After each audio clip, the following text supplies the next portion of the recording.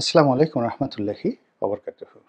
সম্মানিত দর্শক, বাংলাদেশের সাবেক প্রধানমন্ত্রী শেখ হাসিনা এখন দিল্লিতে ভারত সরকারের রাষ্ট্রীয় মেহমান রূপে সেখানে আছেন এবং তিনি সেখানে যেভাবে রয়েছেন, এমন রাষ্ট্রীয় গুরুত্ব নিয়ে ভারত সৃষ্টির পর কক্ষণই কোনো বিদেশি মেহমান ভারতে থাকেনি। চীনের সঙ্গে জিদাজিদি করে তিব্বতের দালাই লামাকে ভারত আশ্রয় দিয়েছে এবং চীনের সঙ্গে জিদাজিদি করে পশ্চিমা দুনিয়া তাকে, যাকে বলা হয়, বৌদ্ধদের অবিসংবাদিত নেতারূপে গ্রহণ করেছে। কিন্তু দালাই লামার ব্যাপারে ভারতের সকল রাজনৈতিক দলগুলো, মিডিয়াগুলো কখনোই এখন শেখ হাসিনার পক্ষে যে অবস্থান নিয়েছে তার ১০০ ভাগের ১ ভাগও তারা সেই সমর্থন ব্যক্ত করেনি। শেখ হাসিনাকে ভারতে আশ্রয় দেওয়ার যে বিষয়টি, এটি কেবলমাত্র নরেন্দ্র মোদীর ইচ্ছার বিষয় নয়। এর সঙ্গে ভারতের সকল রাজনৈতিক দল, যারা ক্ষমতার দিল্লির নিয়ামক, কংগ্রেস, বিজেপি, এই সকল দল, এর বাইরে বিভিন্ন প্রদেশে বড় বড় যে দলগুলো রয়েছে, তারা সবাই সম্মিলিতভাবে বৈঠক করে শেখ হাসিনাকে আশ্রয় দেওয়া, প্রশ্রয় দেওয়া, এই সকল বিষয়ে তারা সিদ্ধান্ত নিয়েছে। তারপর এই শেখ হাসিনার সঙ্গে ভারতের সম্পর্ক, আওয়ামী লীগের সঙ্গে ভারতের সম্পর্ক এবং এই মুহূর্তে ডক্টর ইউনূসের সাথে ভারতের অসম্পর্ক, খারাপ সম্পর্ক, এবং ডক্টর মোহাম্মদ ইউনূসের এই সময়টি কেন ভারতের জন্য ভয়ঙ্কর, বিপজ্জনক, তা নিয়ে অবিরতভাবে ভারতীয় গণমাধ্যম যে প্রচার চালাচ্ছে, প্রোপাগান্ডা চালাচ্ছে এবং ইতিমধ্যে তারা বেশ কিছু গুরুত্বপূর্ণ সিদ্ধান্ত নিয়েছে। তারা ভিসা বন্ধ রেখেছে, সীমান্ত বন্ধ রেখেছে এবং অনেকগুলো, বিশেষ করে গাড়ির যে যন্ত্রাংশ, এগুলো রপ্তানি বন্ধ রেখেছে। বোঝার চেষ্টা করুন, আমাদের দেশে যে ট্রাকগুলো চলছে, টাটা, অশোক লেল্যান্ড, তারপরে সুজুকি, মারুতি, এরপর মোটরসাইকেলের যে বাজার, মোটরসাইকেলের বাজার অলমোস্ট 99%ই বলতে গেলে ভারতীয় কোম্পানিগুলোর দখলে। সেটা ইয়ামাহা বলেন, হুন্ডা বলেন বা রয়্যাল এনফিল্ড বলেন, পুরোটাই এখন বন্ধ করে রেখেছে। এরপর আমাদের দেশে যে ইলেকট্রনিক্স মার্কেটগুলো আছে, সেই ইলেকট্রনিক্স মার্কেটের বড় বড় যে ব্র্যান্ডগুলো, আমেরিকান ব্র্যান্ড যেমন ওয়ার্লপুল আছে, ইভেন কোরিয়ান ব্র্যান্ডগুলো, চাইনিজ ব্র্যান্ডগুলো, তারাও অনেক প্রোডাক্ট এখন দিল্লি থেকে বা হলদিয়া বন্দর থেকে শিপমেন্ট হয়ে বাংলাদেশে আসছে। তো এই জিনিসগুলোতে তারা বাধা সৃষ্টি করেছে এবং তারা শেখ হাসিনাকে ফেরত দেবে না, সরাসরি বলে দিয়েছে। এখন এই বিষয়গুলো নিয়ে আমাদের দেশে খুব গুরুগম্ভীর সিরিয়াস আলোচনা হচ্ছে না। আমাদের দেশে কি নিয়ে আলোচনা হচ্ছে? সমন্বয়করা কয় দফা ঘোষণা করলেন, তারা সংবিধানকে কিভাবে ছুঁড়ে ফেলে দিবেন, তারা কিভাবে গণভবন থেকে শেখ হাসিনাকে তাড়িয়েছেন, কিভাবে তারা হাইকোর্টের বিচারপতিদেরকে পদত্যাগ করতে বাধ্য করেছেন এবং কিভাবে তারা আগামীতে ডক্টর মোহাম্মদ ইউনূসের উপর নিয়ন্ত্রণ প্রতিষ্ঠা করবেন এবং কিভাবে বঙ্গভবন থেকে জনাব চুপ্পু সাহেবকে তাড়াবেন, এই বিষয়গুলো নিয়ে পক্ষে বিপক্ষে নানা আলাপ আলোচনা হচ্ছে।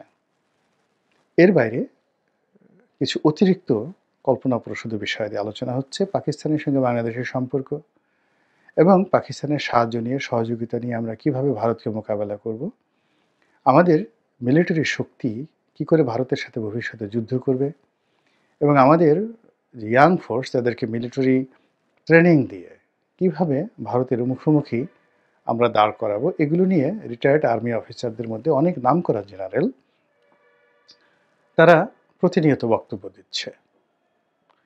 এবং বাংলাদেশে কালেমার পতাকা লা ইলাহা ইল্লাল্লাহু মুহাম্মাদুর রাসূলুল্লাহ, এই কালেমার পতাকা উড়ছে পথ করে এবং ফিলিস্তিনি জনগণের পক্ষে এখানে যুদ্ধ করার জন্য একটা বিরাট জনমত তৈরি হয়ে গেছে এবং যারা ধর্মীয় সংগঠন রয়েছেন তারা নিজেরা আলোচনা করছেন যে আল্লাহ রাসূল হুজুর পাক সাল্লাল্লাহু আলাইহি ওয়াসাল্লাম যে হিন্দুস্থানে মুসলমানদের যে বিজয় সূচিত হবে গাজওয়াতুল হিন্দ, এটির যে ইঙ্গিত দিয়েছেন ওটি শুরু হয়ে গেছে এবং এটি বাংলাদেশ থেকে শুরু হবে এবং বাংলাদেশ থেকে এটা সোজাসুজি দিল্লি হয়ে আফগানিস্তান হয়ে পাকিস্তান হয়ে একেবারে বায়তুল মুকাদ্দাস পর্যন্ত পৌঁছে এরপরে মক্কা মদিনা পর্যন্ত পৌঁছে যাবে। তো বোঝার চেষ্টা করুন 18 কোটি মানুষের মধ্যে যদি এটা বিরাট অংশ এইভাবে চিন্তা ভাবনা করে তাহলে কি পরিণত হতে পারে। অবাক করার ব্যাপার হলো যে একটা সময় মধ্যযুগে পৃথিবীর সবচেয়ে বড় একটা সাম্রাজ্য মুসলমানরা প্রতিষ্ঠা করেছিল মধ্য এশিয়াতে, যেটির নাম ছিল খাওয়ারেজম ডাইনেস্টি। ওই সময়টাতে তারা ছিল পৃথিবীর 1 নম্বর যাকে বলা হয় পরাশক্তি, আজ আমেরিকার মতো। আজকে রাশিয়ার একটা বিরাট অংশ, সমগ্র মধ্যপ্রাচ্য, ইরান, এরপর চীনের বিরাট অংশ। ওই যে এখনকার যে উইঘর মুসলিম দেখেন এই পুরো এলাকাটা খাওয়ারেজম ডাইনেস্টির আন্ডারে ছিল। তো এই খাওয়ারেজমদের সঙ্গে যখন যুদ্ধ শুরু হলো যাকে বলা হয় চেঙ্গিস খানের, এবং চেঙ্গিস খান যখন আক্রমণ করলেন তখন এই যে ইলিউশন বেশিরভাগ খাওয়ারেজম সৈন্য, অর্থাৎ মানে শুধুমাত্র রাজধানী যে কাশগড়, সেখানে তাদের যে সৈন্য ছিল সেই সৈন্য যদি খালি অস্ত্র হাতে তুলে নিত সঙ্গে সঙ্গে কিন্তু ওই দিন 4-5 ঘন্টার মধ্যে চেঙ্গিস খানের বাহিনী শেষ হয়ে যেত। তখনও পর্যন্ত চেঙ্গিস খান কিন্তু ওইরকম কোনো গ্র্যান্ড ভিক্টরি করেনি। খাওয়ারেজম ডাইনেস্টির বিরুদ্ধে তার প্রথম যুদ্ধ জয় তাকে গ্র্যান্ড ওয়ারিয়ার হিসাবে প্রতিষ্ঠিত করেছিল এবং সেখানে মধ্যযুগের সেই যে মুসলিম যারা জনগণ ছিলেন এবং ওই যে কাশগড় যে শহরটি চারিদিক দিয়ে তখন ওয়াল দিয়ে ঘেরাও করা ছিল, তারা সবাই বিশ্বাস করতেন যে ইয়াজুজ এবং মাজুজ যে সম্প্রদায় তারা যে বের হয়ে এসে তাদেরকে আক্রমণ করতে পারে যে কোনো সময়, এই কথাটা মনে মনে তাদের একটা বিশ্বাস ছিল এবং বিশ্বাসের কারণে যখন চেঙ্গিস খান এখানে এলো এটা একটা অভাবিত বিষয় ছিল। তারা কল্পনাও করতে পারেনি যে এত বড় একটা সাম্রাজ্য আমেরিকাতে যদি এখন এই মুহূর্তে ভুটান আক্রমণ করে আমেরিকা দখল করে ফেলে, ঠিক ওইরকম একটা ঘটনা ঘটেছিল। তো যখনই সেই তাদের ওয়ালের কাছাকাছি পৌঁছে গেল তখন তারা মনে করলো যে এরা ইয়াজুজ এবং মাজুজের আক্রমণের শিকার হয়েছে। ভয়ে সবাই তলোয়ার ছেড়ে যার যার মতো করে পালানো শুরু করলো। তো মানুষ যখন এই কল্পনা দ্বারা পরিচালিত হয় তখন সেখানে অনেক বিপদ এবং বিপত্তি কাজ করে। তো এই মুহূর্তে আমাদের বাংলাদেশে ইসলামী আন্দোলন, ইসলামী খেলাফত, তারপরে শেষে ইসলামী হুকুমাত, দিল্লি দখল, দিল্লি বিরোধিতা, ভারত বিরোধিতা, এই সমস্ত নিয়ে যে সকল প্রচার এবং প্রোপাগান্ডা হচ্ছে তার 0.01% কোনো বাস্তবতা নেই, কোনো কিছুর বাস্তবতা নেই, শুধুমাত্র কল্পনা থেকে আপনার ইচ্ছা মতো আপনি কল্পনা করছেন, গান কবিতা রচনা ওভাবেই হচ্ছে। বাস্তবতা হলো যে আমরা যখন এরকম কল্পনা করছি দিল্লি দখলের, দিল্লির সঙ্গে যুদ্ধ করার, তখন দিল্লি কিন্তু বসে নেই, তারা এটা খুব সিরিয়াসলি গ্রহণ করেছে, ভেরি সিরিয়াসলি গ্রহণ করেছে এবং তারা যেভাবে রণবাদ্য বাজাচ্ছে, যেভাবে প্রচারণা করছে এবং যেভাবে পুরো বিষয়টিকে নিজেদের অস্তিত্বের তারা যাকে বলা হয় ভিত্তিমূল হিসেবে গ্রহণ করেছে, তা যদি আমরা এখনও বিচার না করি, বিশ্লেষণ না করি, তাহলে আগামীতে আমাদের জীবনে ওই যে খায়রুজমের যে মুসলিম ডাইনেস্টি তাদের যে অবস্থা হয়েছিল ঠিক তদ্রূপ অবস্থা হবে। এখন শেখ হাসিনার ব্যাপারে ভারতের কিন্তু খুব বেশি যাকে বলা হয় আগ্রহ ছিল না এবং শেষের দিকে অর্থাৎ জুলাই আগস্ট বিপ্লবের এই সময়টিতে সম্পর্কটা একেবারে তলানিতে চলে গিয়েছিল। তো ভারত মূলত শেখ হাসিনাকে গ্রহণ করেছে ভালোবাসার জন্য নয়, তাদের পররাষ্ট্রনীতির কারণে, এখানে তাদের বিনিয়োগের কারণে, তাদের সেভেন সিস্টারের নিরাপত্তার কারণে, পাকিস্তানের কারণে, চীনের কারণে এবং আমেরিকার ইনফ্লুয়েন্সে। তো এই সমস্ত কারণে কি হলো, আমরা এই বাংলাদেশে যত বেশি নড়াচড়া করছি, দিল্লিতে শেখ হাসিনার গুরুত্ব তত বাড়ছে, হোয়াইট হাউসে শেখ হাসিনার গুরুত্ব তত বাড়ছে, এবং ইংল্যান্ডে, ফ্রান্সে, পুরো ইউরোপে আওয়ামী লীগের গুরুত্ব বেড়ে যাচ্ছে। তো এর ফলে কি হলো, ভারত এখন প্রকাশ্যে বলে দিতে পারছে যে কোনো অবস্থায় তারা শেখ হাসিনাকে, এখন শেখ হাসিনা কিন্তু শুধু শেখ হাসিনা বলে না, ভারত বলে শেখ হাসিনা জি। আমরা যে মোদিজি বলি, তারা শেখ হাসিনা জি, অত্যন্ত respectable, your honourable, your Excellency, এটাকে হিন্দিতে তারা শেখ হাসিনা জি বলে প্রকাশ করার চেষ্টা করছে। তারা কোনো অবস্থাতেই শেখ হাসিনা জিকে ফেরত দেবে না। তারা বলছে আমাদের শেখ হাসিনা। তারা আরও অনেক কথাগুলো বলছে। তো এই বিষয়গুলোকে কগনিজেন্সে নিতে হবে। আমি এখানে বলছি ৭টি কারণে তারা শেখ হাসিনাকে ফেরত দেবে না। প্রথম কারণ হলো যে তারা যদি শেখ হাসিনাকে ফেরত দেয়, প্রথমত ভারতে মনে হবে যে ভারত একটা দুর্বল রাষ্ট্র এবং বাংলাদেশের ভয়ে তারা ভীত সন্ত্রস্ত হয়ে শেখ হাসিনাকে ফেরত দিল, যেটি তারা কখনোই করবে না। ২ নম্বরে হলো যে শেখ হাসিনার কাছে তাদের অনেক গুরুত্বপূর্ণ রেকর্ড আছে। গত ১৫ বছর ধরে তার সাথে শেখ হাসিনার যে লেনদেন হয়েছে ভারতের সঙ্গে, কূটনৈতিক লেনদেন, অর্থনৈতিক লেনদেন, ব্যবসা-বাণিজ্য, আরও অনেক কিছু। তো শেখ হাসিনা যদি বাংলাদেশে আসেন এবং তার বিচার যদি হয় এবং তিনি যদি এই বিষয়গুলো যদি বলে দেন, তাহলে এটি ওয়াটার গ্রেট যে কেলেঙ্কারি ছিল, আমেরিকার ওয়াটার গেট কেলেঙ্কারি, তার চেয়ে নির্মম কেলেঙ্কারি, মোদি কেলেঙ্কারি, অমিত শাহ কেলেঙ্কারিতে পরিণত হবে। এই জিনিসগুলো কোনো অবস্থাতেই ভারত করতে চাচ্ছে না। ৩ নম্বর হলো যে ভারত একমাত্র বাংলাদেশ ছাড়া এই মুহূর্তে দক্ষিণ পূর্ব এশিয়াতে তার কোথাও কোনো অস্তিত্ব নেই। এবং নেপালে তার যে সমস্যা হয়েছে, শ্রীলঙ্কাতে যে সমস্যা হয়েছে, মালদ্বীপের সমস্যা হয়েছে, কিন্তু ওটার আফটার ইফেক্ট ভারতীয় ভূখণ্ডে প্রভাব বিস্তার করবে না। কিন্তু বাংলাদেশে যদি অ্যাবসলিউটলি ভারত বিরোধী একটা শক্তি এখানে ক্ষমতায় বসে যায় এবং এখানে যদি চীন ঢুকে যায়, পাকিস্তান ঢুকে যায়, তাহলে পুরো ভারত খণ্ড বিখণ্ড হয়ে যাবে।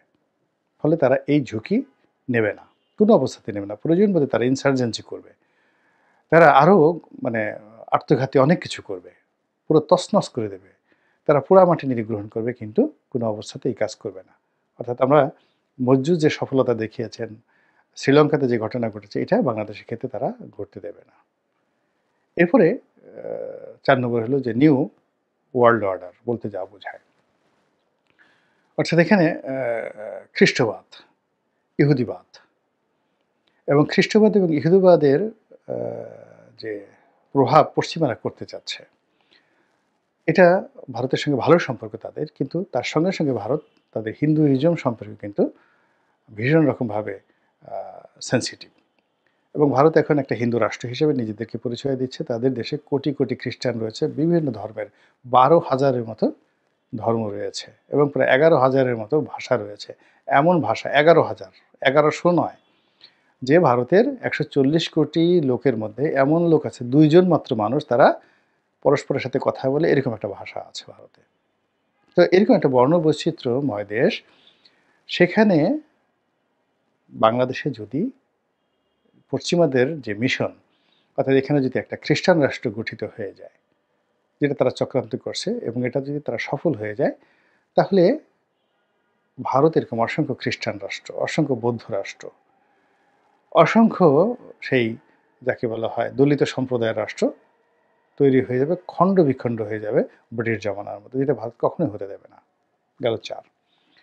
৫ নম্বর হলো যে এখানে তারা পাকিস্তানকে আর বাড়তে দেবে না, কোনো অবস্থায় তারা পাকিস্তানকে বাড়তে দেবে না। এর কারণ হলো পাকিস্তান যদি বাংলাদেশের জন্য তাদের দেউলিয়া হতে হয়, সেটাও তারা করবে। এর কারণ হলো ৭১-এ পাকিস্তান জাতি যে অপমানিত হয়েছে, লাঞ্ছিত হয়েছে, এবং তাদের ৯০,০০০ সৈন্য এই বাংলার মাটিতে ভারতীয় বাহিনীর কাছে আত্মসমর্পণ করেছে পা ধরে, রীতিমতো পা ধরে। সিমলা চুক্তি তাদের ইতিহাসের অন্যতম অপমানজনক একটি চুক্তি, কাজেই সেই প্রতিশোধ ঐতিহাসিকভাবে নেয়ার জন্য এই সময় পাকিস্তান যে চেষ্টা করেছে, এটি তারা করতে দেবে না। ফলে তারা শেখ হাসিনাকে ফেরত দেওয়ার ঝুঁকি নেবে না। ৬ নম্বরে যেটা হলো, তারা যেকোনো মূল্যে এখনো আওয়ামী লীগকে তাদের বিশ্বস্ত বন্ধু মনে করছে। শেখ হাসিনাকে হয়তো তারা ফেরত দেবে না বা রাজনীতিতে প্রতিষ্ঠিত করবে, শেখ রেহানাকে করবে বা শেখ পরিবারের কাউকে করবে, এটা ভারত কল্পনা করছে না এখন। কিন্তু তারা যেকোনো মূল্যে আওয়ামী লীগকে রাজনীতিতে সচল রাখতে চাচ্ছে। সেটা সরকারি দল হোক, বিরোধী দল হোক। এজন্য তারা যদি তাদের হাতের যে আ অস্ত্রটি রয়েছে, সেই অস্ত্রটি ডক্টর ইউনূসকে দিয়ে দেয়, তখন আর তারা এটা নিয়ে খেলতে পারবে না। এখনো আওয়ামী লীগকে যদি পরিচালনা করতে হয়, যা কিছু করতে হয়, তাহলে চাবিকাঠিটা শেখ হাসিনার হাতে।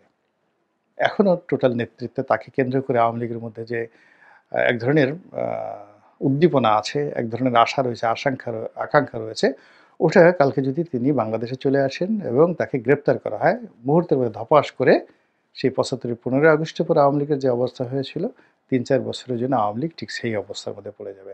কিন্তু এখন যেহেতু শেখ হাসিনা নিরাপদে ভারতের জিম্মায় আছে, আওয়ামী লীগ স্বপ্ন দেখছে এই টুমরো শেখ হাসিনা চলে আসবে।